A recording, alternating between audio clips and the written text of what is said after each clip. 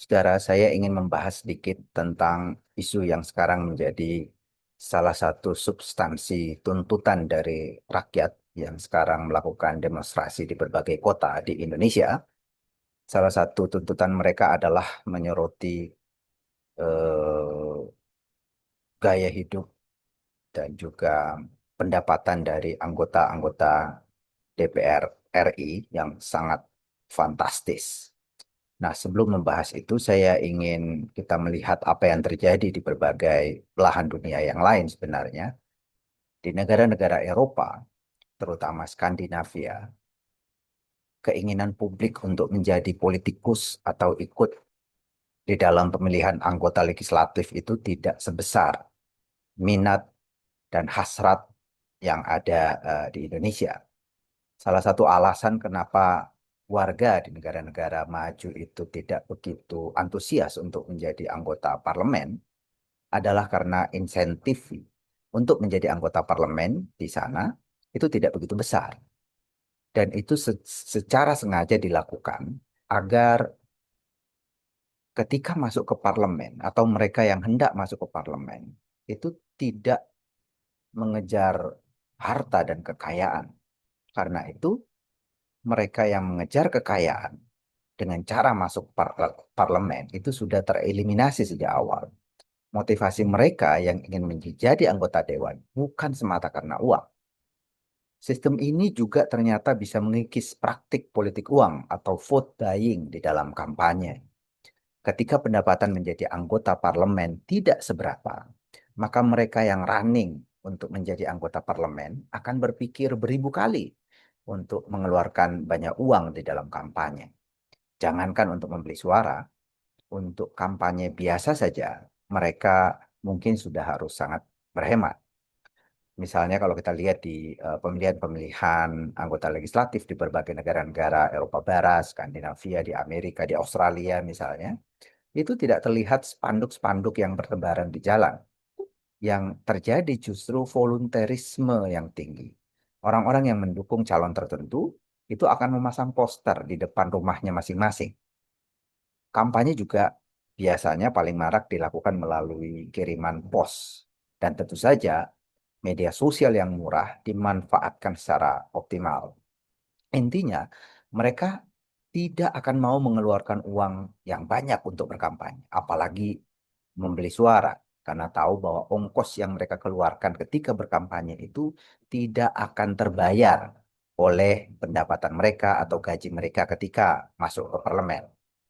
Karena itu yang ingin menjadi anggota parlemen di negara-negara itu tidak terutama termotivasi oleh kekayaan, tapi untuk hal lain, misalnya untuk pelayanan publik atau untuk mewujudkan pandangan mereka tentang bagaimana melakukan pelayanan publik. Di negara-negara Eropa, misalnya, pendapatan anggota parlemen hampir sama dengan pendapatan rata-rata penduduk. Paling jauh misalnya di Jerman, yang pendapatan anggota parlemennya, Bundestag, itu hanya 134.726 euro per tahun atau sekitar 147,8 ribu USD, eh, dolar Amerika Serikat. Dan ini jumlahnya hanya 2,64 kali dari pendapatan per kapita per tahun warga Jerman yang sebesar 56.000 US dollar. Di Norwegia, pendapatan anggota parlemen setahun itu sekitar 110.364 USD. Hanya 1,17 kali dari pendapatan rata-rata warga setahun sebesar 94.000 USD.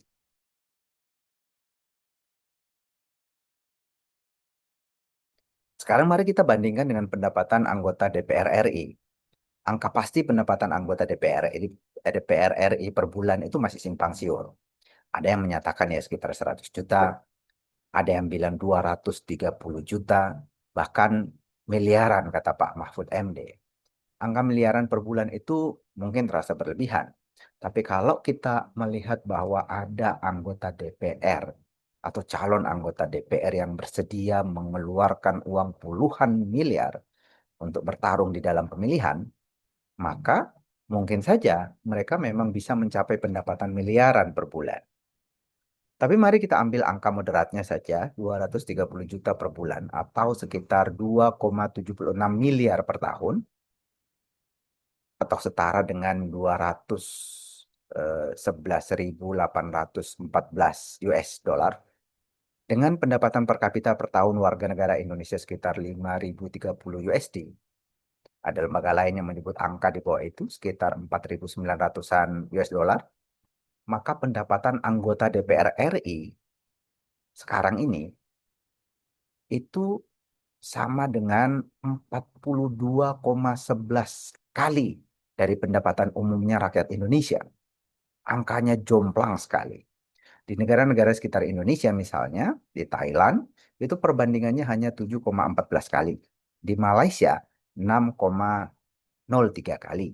Di Jepang, 7,39 kali. Korea Selatan, perbandingan antara pendapatan anggota DPR-nya, anggota legislatifnya dengan pendapatan rata-rata warga itu hanya 3,24 kali.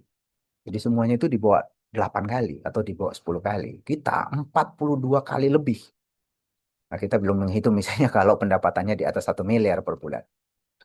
Coba perhatikan bagaimana ruang sidang atau ruang rapat anggota parlemen di negara-negara maju itu.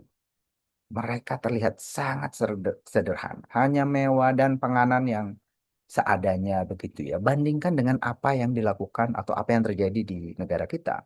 Kalau anggota parlemen kita bersidang atau rapat itu sangat mewah, ruangannya mewah, apa yang ada di atas mejanya mereka mewah, fasilitasnya mewah sekali.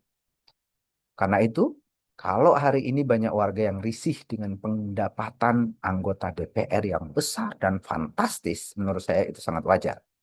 Disparitasnya dengan pendapatan rakyat umumnya atau perbedaannya dengan umumnya pendapatan rakyat Indonesia sangat jauh. Jaraknya seperti langit dan dasar sumur. Terima kasih.